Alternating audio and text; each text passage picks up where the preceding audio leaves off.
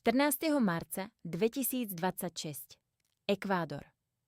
V dôsledku silných dažďov došlo k ničivým povodniam. Palestína. Mohutný cyklón, ktorý prišiel z púštnych oblastí, vyvolal rozsiahlu piesočnú búrku v Gáze. Tajvan. V oblasti Šalu a Čingšuj došlo k požiaru suchej vegetácie na svahu pri diaľnici. Kéňa. Intenzívne lejaky spôsobili rozsiahle povodne v hlavnom meste krajiny Nairobi, Saudská Arábia. Silné krupobytie zasiahlo púštnu oblasť Nafut Šakika v regióne Al-Kasím na juh od mesta Unajzach. Nepál. V niektorých oblastiach Nepálu sa vyskytli silné búrkové lejaky s krúpami a nárazovým vetrom. USA. Štát Havaj sa naďalej borí s následkami silnej búrky Kona, ktorá priniesla prívalové dažde, záplavy, zosuvy pôdy a poškodenie infraštruktúry.